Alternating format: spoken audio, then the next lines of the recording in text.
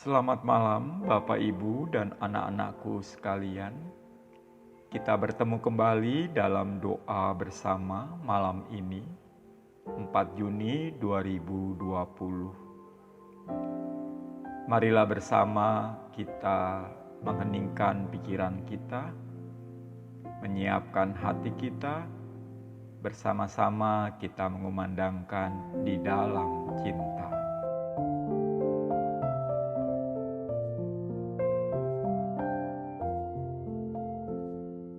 Di dalam cinta dan kasih, di dalam cinta hadirlah Tuhan.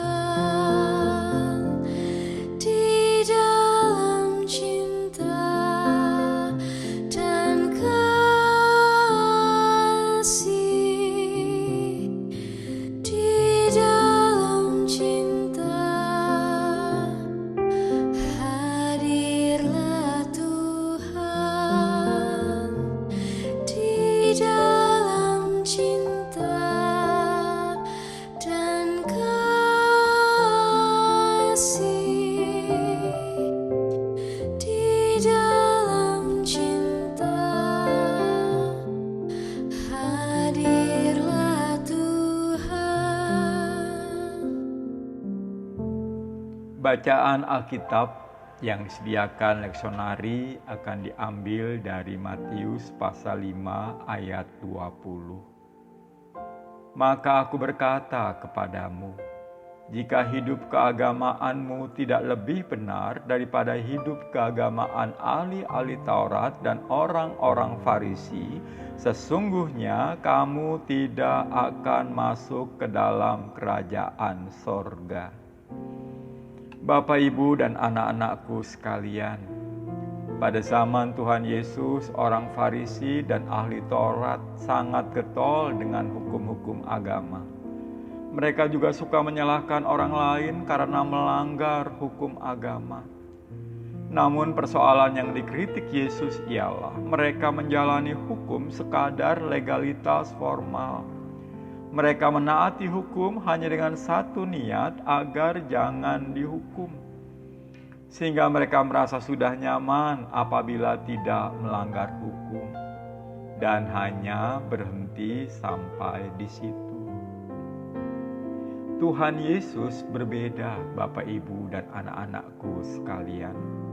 Bagi Dia, dasar segala keinginan untuk melaksanakan hukum Allah bukanlah karena perintah itu sendiri, tetapi keinginan untuk mengasihi Allah. Jadi dasar melakukan perintah itu bukan agar tidak dihukum, namun karena mereka memang mengasihi Allah. Dan karena itu Tuhan Yesus menegaskan kepada para murid-Nya, saya kutip ayat tadi dalam Alkitab Bahasa Indonesia masa kini, kalian tidak mungkin menjadi umat Allah kalau tidak melebihi guru-guru agama dan orang-orang Farisi dalam melakukan kehendak Allah. Yesus orang Nazaret membenci segala yang berbau formalisme.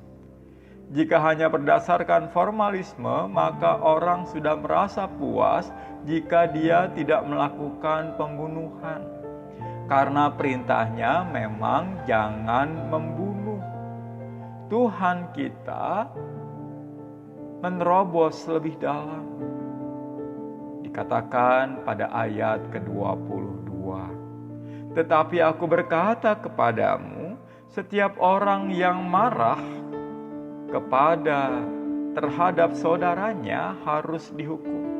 Siapa yang berkata kepada saudaranya kafir harus dihadapkan ke mahkamah agama, dan siapa yang berkata jahil harus diserahkan ke dalam neraka yang menyala-nyala. Dalam Alkitab Bahasa Indonesia masa kini tertera. Tetapi sekarang aku berkata kepadamu, barang siapa marah, beberapa naskah kuno menyatakan barang siapa marah tanpa sebab, kepada orang lain akan diadili. Dan barang siapa memaki orang lain akan diadili di hadapan mahkamah agama. Dan barang siapa mengatakan kepada orang lain tolol, patut dibuang ke dalam api neraka.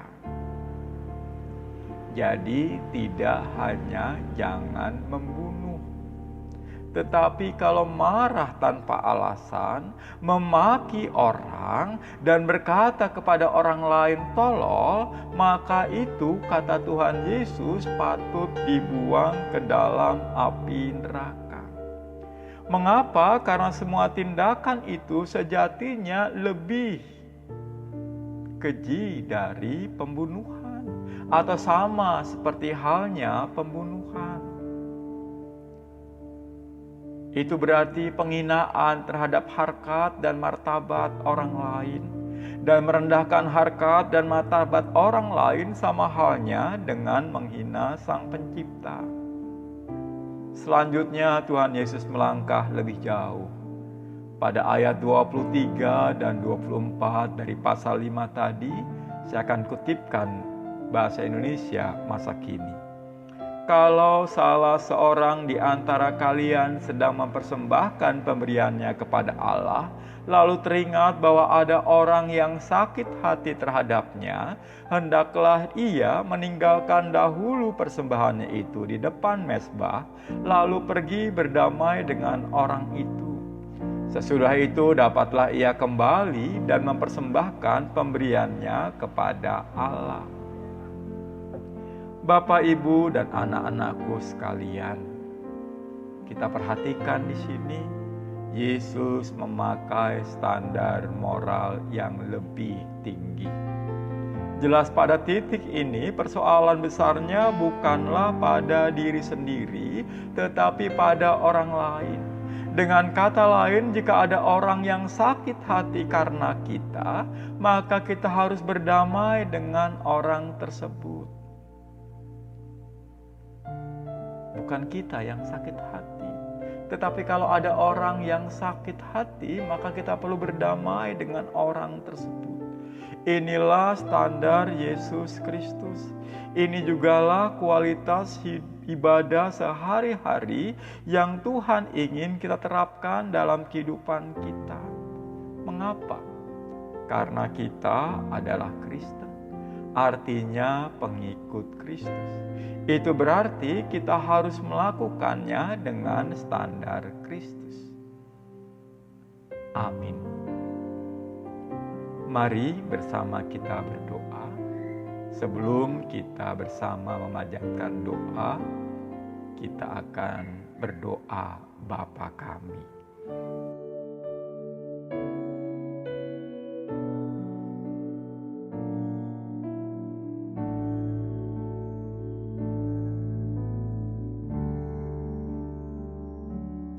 Bapa kami yang ada di surga, dikuduskanlah nama-Mu, datanglah kerajaan-Mu, jadilah kehendak-Mu di bumi seperti di surga. Beri kami hari ini makanan yang secukupnya. Ampuni salah kami, seperti kami ampuni yang bersalah pada kami. Jangan bawa kami dalam pencobaan, melainkan lepaskan kami dari yang jahat. Sebab Kaulah yang punya kerajaan dan kuasa dan kemuliaan sampai selama-lamanya. Amin. Amin.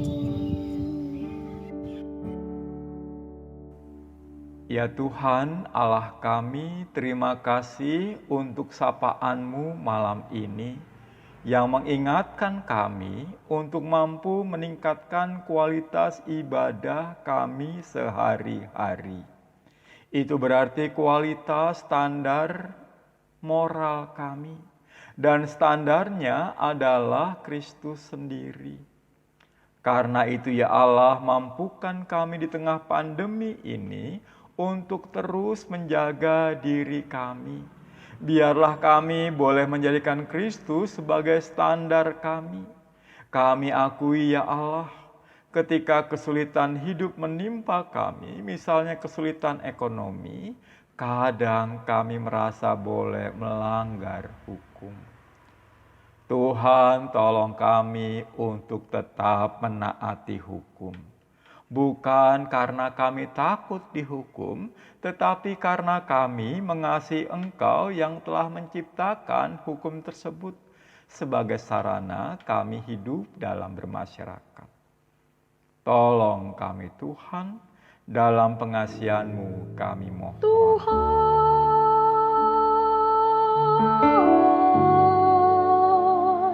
dengarlah doa kami.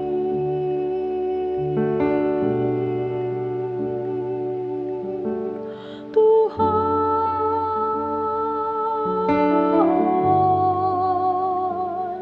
dengarlah doa kami.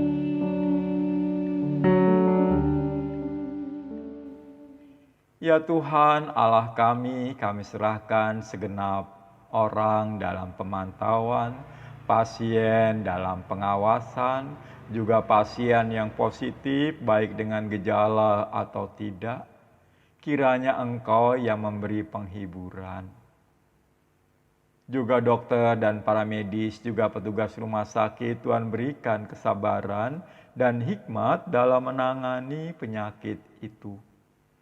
Kiranya Engkau menolong setiap ilmuwan yang terlibat dalam penyiapan vaksin COVID-19 ini. Berikanlah hikmat-Mu, ketelitian-Mu, ketekunan-Mu, kesetiaan-Mu, juga kasih-Mu kepada mereka. Sehingga mereka mampu menjalankan tugas panggilan mereka sebagai ilmuwan dengan sebaik-baiknya.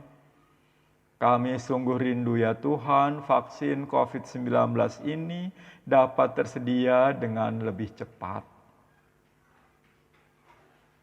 Dalam pengasihan-Mu kami mohon. Tuhan,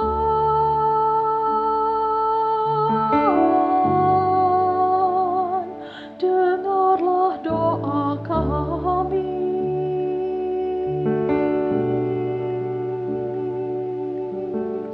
Tuhan,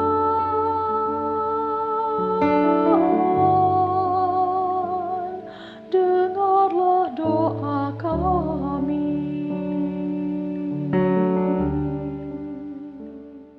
Ya Tuhan Allah kami, sertai dan berkati pemerintah bangsa kami. Berikanlah kemampuan untuk mengambil kebijakan-kebijakan terbaik dalam menghadapi pandemi ini, khususnya dalam menyalurkan bantuan kepada masyarakat yang terdampak akibat pandemi ini. Juga dalam menolong masyarakat untuk keluar dari kesulitan ekonomi ini. Tuhan, kiranya Engkau yang menolong pemerintah bangsa kami untuk boleh sungguh-sungguh mengambil keputusan yang terbaik, terutama dalam rangka pelonggaran PSBB. Biarlah ini dilakukan dengan perhitungan yang sungguh-sungguh matang, dan biarlah masyarakat bangsa kami boleh mematuhi semua protokol kesehatan yang ada. Ini bukan hal yang mudah ya Tuhan. Dan karena itu kami mohon kiranya Engkau yang menolong segenap rakyat kami agar dapat melakukan semua tindakan itu dengan sebaik-baiknya. Mampukan mereka melaksanakan protokol dengan disiplin yang ketat. Bukan karena takut dihukum, karena mereka paham itulah yang terbaik bagi kehidupan bersama dan juga bagi hidup mereka sendiri. Inilah syafaat kami ya Tuhan, dalam pengasihan-Mu kami mohon. Tuhan,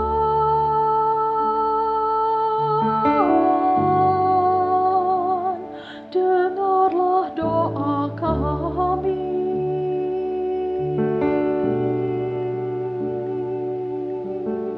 Tuhan,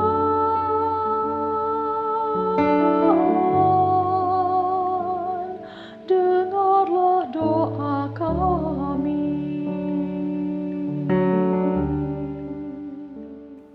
Amin. Bapak Ibu sekalian, demikianlah doa bersama malam hari ini. Selamat beristirahat. Tuhan memberkati kita sekalian.